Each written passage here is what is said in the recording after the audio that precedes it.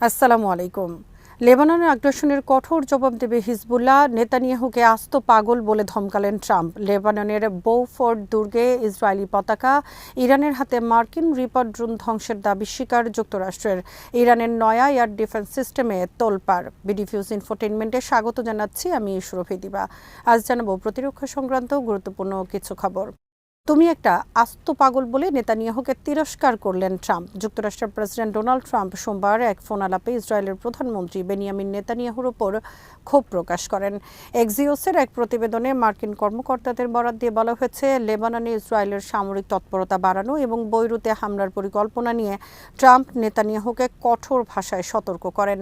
প্রতিবেদন অনুযায়ী লেবানন সীমান্তে উত্তেজনা বৃদ্ধি এবং বৈরুতে বোমা হামলার হুমকির কারণে ইরান ওয়াশিংটনের সঙ্গে চলমান আলোচনাও বন্ধ করে দিতে পারে বলে সতর্ক করেছিল। এ প্রেক্ষাপটে ট্রাম্প নেতানিয়াহুকে বলেন, বৈরুতে হামলা চালানো হলে আন্তর্জাতিক অঙ্গনে ইসরায়েল আরও বিচ্ছিন্ন হয়ে পড়বে এবং চলমান কূটনৈতিক প্রচেষ্টা ক্ষতিগ্রস্ত হবে। সূত্রগুলোর দাবি, ট্রাম্প নেতানিয়াহুকে অকৃতজ্ঞ বলে আখ্যা দেন এবং ক্ষুব্ধ প্রতিক্রিয়ায় বলেন যে তার সমর্থন না থাকলে নেতানিয়াহু বড় রাজনৈতিক সমস্যায় পড়তেন। তিনি আরও অভিযোগ করেন, লেবাননের সাম্প্রতিক হামলাগুলো মাত্রাতিরিক্ত হয়ে গেছে এবং এতে বেসামরিক মানুষের প্রাণহানি ও আবাসিক ভবন ধ্বংসের ঘটনা উদ্বেগজনক পর্যায়ে পৌঁছেছে। এক মার্কিন কর্মকর্তা জানান, ট্রাম্পের আশঙ্কা ছিল যে ইসরায়েলের সামরিক অভিযান আরও বিস্তৃত হলে ইরানের সঙ্গে চলমান আলোচনাও ভেঙে পড়তে পারে এবং মধ্যপ্রাচ্যে তার কূটনৈতিক উদ্যোগ মারাত্মকভাবে ক্ষতিগ্রস্ত হবে। তিনি নেতানিয়াহুকে সতর্ক করে বলেন, এ ধরনের পদক্ষেপ ইসরায়েলের আন্তর্জাতিক বিচ্ছিন্নতা আরও বাড়াবে। ফোন আলাপের পর ইসরায়েলি কর্মকর্তারা জানান, বৈরুতে হামলার পরিকল্পনা আপাতত স্থগিত করা হয়েছে, তবে দক্ষিণ লেবাননে হিজবুল্লাহর বিরুদ্ধে অভিযান অব্যাহত থাকবে। অন্যদিকে নেতানিয়াহু পরে এক বিবৃতিতে বলেন, হিজবুল্লাহ যদি ইসরায়েলি লক্ষ্যবস্তুতে হামলা চালিয়ে যায় তাহলে বৈরুতেও হামলা চালানো হবে।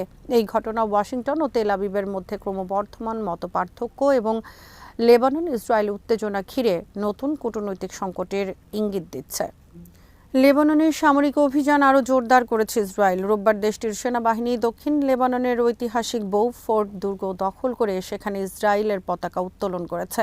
দুর্গটি মধ্যযুগীয় স্থাপনা এবং দক্ষিণ লেবাননের একটি গুরুত্বপূর্ণ কৌশলগত অবস্থান হিসেবে পরিচিত। এলাকা জুড়ে গোলাবর্ষণের শব্দ শোনা যায় এবং দুর্গের আশপাশ থেকে ধোঁয়া উঠতে দেখা গেছে। ইসরায়েলের প্রতিরক্ষা মন্ত্রী ইসরায়েল কার্জ দাবি করেন, 4 দশকেরও বেশি সময় পর ইসরায়েলি সেনারা আবার বোফোর্ড দুর্গের চূড়ায় পৌঁছে সেখানে জাতীয় পতাকা উত্তোলন করেছে। তিনি বলেন, প্রধানমন্ত্রী বেনিয়ামিন নেতানিয়াহুর নির্দেশনায় সেনাবাহিনী লেবাননে অভিযান সম্প্রসারণ করেছে, লিতানি নদী অতিক্রম করেছে এবং বোফোর্ড রিজ দখল করেছে, যা গ্যালিলি অঞ্চলের নিরাপত্তার জন্য গুরুত্বপূর্ণ। এদিকে ইসরায়েলি সেনাবাহিনী জাহরানি নদীর দক্ষিণে এবং লিতানি নদীর উত্তরের বিস্তীর্ণ এলাকায় বসবাসকারীদের সরে যাওয়ার নির্দেশ দিয়েছে। সেনাবাহিনীর মুখপাত্র আভিচ এড্রি দাবি করেন, ওই এলাকায় হিজবুল্লাহর সদস্য স্থাপনা বা সামরিক সরঞ্জামের কাছে অবস্থান করলে মানুষের জীবন ঝুঁকিতে পড়বে এবং যে কোনো ভবন লক্ষ্যবস্তুতে পরিণত হতে পারে। ইসরায়েলি সেনাবাহিনী জানিয়েছে, দক্ষিণ লেবাননে তাদের স্থলবাহিনীর বড় একটি অংশ নতুন আক্রমণাত্মক অভিযান শুরু করেছে এবং সামনের প্রতিরক্ষা রেখা সম্প্রসারণের লক্ষ্যে আরও এলাকায় অগ্রসর হচ্ছে। অন্যদিকে লেবাননের প্রধানমন্ত্রী নওয়াফ সালাম ইসরায়েলের কর্মকাণ্ডকে ভূমি পুড়িয়ে দেওয়ার নীতি এবং সমষ্টিগত শাস্তি হিসেবে আখ্যায়িত করেছেন। তিনি অভিযোগ করেন, ইসরায়েল দক্ষিণ লেবাননের শহর ও গ্রাম ধ্বংস করছে এবং বাসিন্দাদের বাস্তুচ্যুত করছে। একই সঙ্গে তিনি সংঘাত বন্ধের আহ্বান জানান। শুক্রবার ওয়াশিংটনে ইসরায়েল ও লেবাননের সামরিক প্রতিনিধিদের মধ্যে নিরাপত্তা বিষয়ক আলোচনা হয়েছে এবং আগামী সপ্তাহে যুক্তরাষ্ট্রের মধ্যস্থতায় আরও রাজনৈতিক আলোচনা হওয়ার কথা রয়েছে। তবে এসব সরাসরি আলোচনার তীব্র বিরোধিতা করছে হিজবুল্লাহ। এদিকে শনিবার হিজবুল্লাহ দাবি করেছে তারা উত্তর ইসরায়েলের বিভিন্ন স্থানে হামলা চালিয়েছে এবং দক্ষিণ লেবাননের কয়েকটি শহরের উপকণ্ঠে ইসরায়েলি সেনাদের সঙ্গে সংঘর্ষে জড়িয়েছে। ইসরায়েলের পক্ষ থেকে বলা হয়েছে, লেবানন থেকে 25টির বেশি রকেট ছোড়া হয়েছে। এছাড়া হিজবুল্লাহর একটি বিস্ফোরকবাহী ড্রোন হামলায় এক ইসরায়েলি সেনা নিহত হয়েছে। মার্চের শুরু থেকে লেবাননে ইসরায়েলি সামরিক হতাহতের সংখ্যা বেড়ে 25 জনে দাঁড়িয়েছে। লেবাননের স্বাস্থ্য মন্ত্রণালয়ের তথ্য অনুযায়ী 2রা মার্চ থেকে শুরু হওয়া ইসরায়েলি হামলায় দেশটিতে 3,371 জনের বেশি মানুষ নিহত হয়েছে। পরিস্থিতি ক্রমেই আরও উত্তেজনাপূর্ণ হয়ে উঠছে এবং যুদ্ধবিরতির সম্ভাবনা অনিশ্চিত রয়ে গেছে।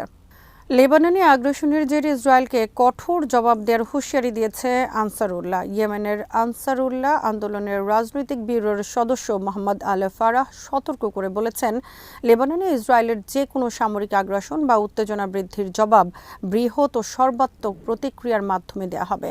সোমবার এক্সে দেয়া এক পোস্টে তিনি বলেন, লেবাননে ইসরায়েলের যে কোনো লঙ্ঘনের সরাসরি জবাব দেওয়া হবে এবং দক্ষিণ লেবাননে মোতায়েন ইসরায়েলি সেনারা প্রত্যাহার না হওয়া পর্যন্ত প্রতিদিনের হামলার ঝুঁকিতে থাকবে। আল ফারাহ মতে, গত 15 মাস ধরে প্রতিরোধহীনভাবে বোমাবর্ষণ চালিয়ে যাওয়ার কারণে ইসরায়েল আরও উৎসাহিত হয়েছে, তবে 2রা মার্চের পর থেকে ময়দানের বাস্তবতা বদলে গেছে। তিনি দাবি করেন, ইসরায়েল দক্ষিণ লেবাননের নতুন পরিস্থিতি ও শক্তির ভারসাম্যের পরিবর্তন বুঝতে চাইছে না। এদিকে সোমবার গভীর রাতে হিজবুল্লাহ দক্ষিণ লেবাননে অগ্রসরমান ইসরায়েলি বাহিনীর বিরুদ্ধে একাধিক সামরিক অভিযানের ঘোষণা দেয়। হিজবুল্লাহর সামরিক গণমাধ্যম ইউনিট জানায়, দক্ষিণ লেবাননের মধ্যাঞ্চলীয় সেক্টরের হাদাথা শহরের দিকে ইসরায়েলি বাহিনীর চতুর্থবারের মতো অগ্রযাত্রার চেষ্টা ব্যর্থ করে দেওয়া হয়েছে। প্রতিরোধ যোদ্ধারা আল বাইয়াদার উত্তরে আল হামরা এলাকার দিকে অগ্রসর হওয়া একটি ইসরায়েলি ইউনিটকে লক্ষ্য করে হামলা চালায়। ওই ইউনিটে একটি মার্কাভা ট্যাঙ্ক এবং 3টি হামভি সামরিক যান ছিল। হিজবুল্লাহ জানায়, ট্যাঙ্কটি একটি অ্যান্টি ট্যাঙ্ক গাইডেড মিসাইল দিয়ে আঘাত করা হয়, যার ফলে ইসরায়েলি বাহিনী পিছু হটতে বাধ্য হয়। অন্যদিকে হাদাথার নিকটবর্তী বালুয়া এলাকায় ইসরায়েলি সেনাদের গতিবিধি পর্যবেক্ষণের পর 2টি মার্কাভা ট্যাঙ্ককে আবাবিল এফপিভি ড্রোনের মাধ্যমে লক্ষ্যবস্তু করা হয়। হিজবুল্লাহর দাবি, ড্রোন হামলাগুলো সফলভাবে লক্ষ্যবস্তুতে আঘাত হানে এবং এতে ইসরায়েলি বাহিনীর ক্ষয়ক্ষতি হয়েছে। এসব ঘটনার মাধ্যমে দক্ষিণ লেবাননে সংঘাত আরও তীব্র হওয়ার আশঙ্কা তৈরি হয়েছে। হরমুজ প্রণালী ও পারস্য উপসাগর অঞ্চলের আকাশে ঘটে যাওয়া একাধিক ঘটনা পশ্চিমা সামরিক কৌশলের অন্যতম ভিত্তি পূর্ণ আকাশ আধিপত্য ধারণাকে নতুন করে প্রশ্নের মুখে ফেলেছে। দীর্ঘদিন ধরে যুক্তরাষ্ট্রের বিমান শ্রেষ্ঠত্বকে প্রায় অপ্রতিরোধ্য বলে মনে করা হলেও এপ্রিল 2026-এ ইরানের দক্ষিণ পশ্চিমাঞ্চলে একটি মার্কিন F-15E স্ট্রাইক ঈগল যুদ্ধবিমান ভূপাতিত হওয়া এবং পরে কয়েকটি MQ-9 রিপার ড্রোন ধ্বংস হওয়ার ঘটনা দেখিয়েছে যে মধ্যপ্রাচ্যে বিদেশি শক্তির অবাধ আকাশ অভিযান হয়তো আর আগের মতো সহজ থাকবে না। সংঘাতের আগে ইরানের বিমান প্রতিরক্ষা ব্যবস্থা মূলত রুশ S-300 PMU-2, দেশীয় বাভার 373 ও খোরদাদ 15-এর মতো কেন্দ্রীভূত ব্যয়বহুল ব্যবস্থার উপর নির্ভরশীল ছিল, কিন্তু এসব ব্যবস্থা সক্রিয় রাডার নির্ভর হওয়ায় মার্কিন ও ইসরায়েলি বাহিনীর ইলেকট্রনিক যুদ্ধ কৌশলের কাছে দুর্বল প্রমাণিত হয়। এর ফলে ইরান দ্রুত একটি বিকেন্দ্রীভূত, মোবাইল ও কম খরচের প্রতিরক্ষা কৌশল রূপান্তরিত হয়। এপ্রিল মাসে একটি ম্যানপ্যাডস ক্ষেপণাস্ত্র দিয়ে F-15E ভূপাতিত করার পর 25 মে কেশম দ্বীপের কাছে আরাশ-ই কামানগির নামের নতুন এক আকাশ প্রতিরক্ষা ব্যবস্থা দিয়ে MQ-9 রিপার ধ্বংসের দাবি করা হয়। ধারণা করা হয় এটি প্রজেক্ট 358 বা SA-67 ভিত্তিক একটি লয়েটারিং সারফেস টু এয়ার ক্ষেপণাস্ত্র, যা ট্রাক থেকে উৎক্ষেপণ করা যায়, দীর্ঘ সময় আকাশে টহল দিতে পারে এবং প্যাসিভ ইনফ্রারেড সেন্সরের মাধ্যমে লক্ষ্য শনাক্ত করতে আঘাত হানে। তুলনামূলক কম দামের এই অস্ত্র কয়েক কোটি ডলারের ড্রোন ধ্বংস করতে সক্ষম হওয়ায় আধুনিক যুদ্ধের ব্যয় সামঞ্জস্যে বড় পরিবর্তন আনছে।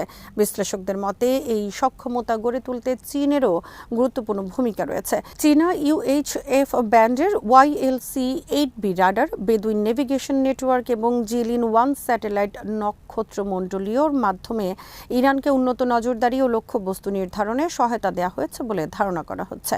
ফলে যুক্তরাষ্ট্রকে এখন নতুন বাস্তবতায় কৌশল বদলাতে হচ্ছে। তারা উপকূল থেকে দূরে বিমান পরিচালনা, ব্যয়বহুল স্ট্যান্ড অফ অস্ত্র ব্যবহার এবং বেদুইন নির্ভর যোগাযোগ নেটওয়ার্কে সাইবার হামলার উপর বেশি গুরুত্ব দিচ্ছে। মার্কিন সামরিক বাহিনী নিশ্চিত করেছে যে সপ্তাহের শেষে ইরানের গুলিতে তাদের একটি MQ-1 ড্রোন ভূপাতিত হয়েছে।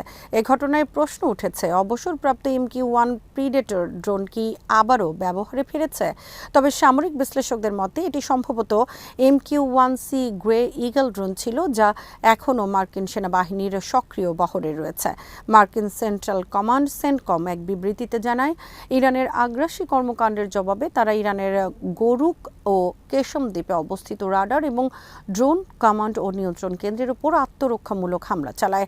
সেন্টকমের দাবি অনুযায়ী আন্তর্জাতিক জলসীমার উপর উড়ন্ত মার্কিন MQ-1 ড্রোনটিকে ইরান ভূপাতিত করার পর মার্কিন যুদ্ধবিমান দ্রুত পাল্টা ব্যবস্থা গ্রহণ করে।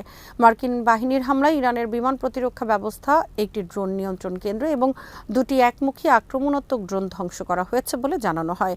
ওয়াশিংটনের দাবি, এসব ড্রোন আঞ্চলিক জলপথে চলাচলকারী জাহাজগুলোর জন্য সরাসরি হুমকি ছিল।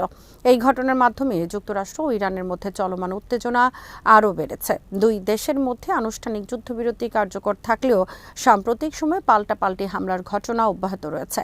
একই সঙ্গে মার্কিন বাহিনী ইরানের বন্দরগুলো ঘিরে অবরোধ বজায় রেখেছে, আর তেহরান হরমুজ প্রণালীর মধ্যে দিয়ে স্বাভাবিক সামুদ্রিক চলাচল সীমিত করার চেষ্টা চালিয়ে যাচ্ছে। তবে উত্তেজনার মধ্যেও উভয় পক্ষের মধ্যে সংঘাতের স্থায়ী সমাধান খুঁজতে আলোচনা অব্যাহত রয়েছে। বিশ্লেষকদের মতে সাম্প্রতিক ড্রোন ভূপাতিত হওয়ার ঘটনা এবং এর জবাবে মার্কিন হামলা মধ্যপ্রাচ্যের নিরাপত্তা পরিস্থিতিকে আরও জটিল করে তুলেছে এবং আঞ্চলিক সংঘাত বিস্তারের আশঙ্কা বাড়িয়েছে।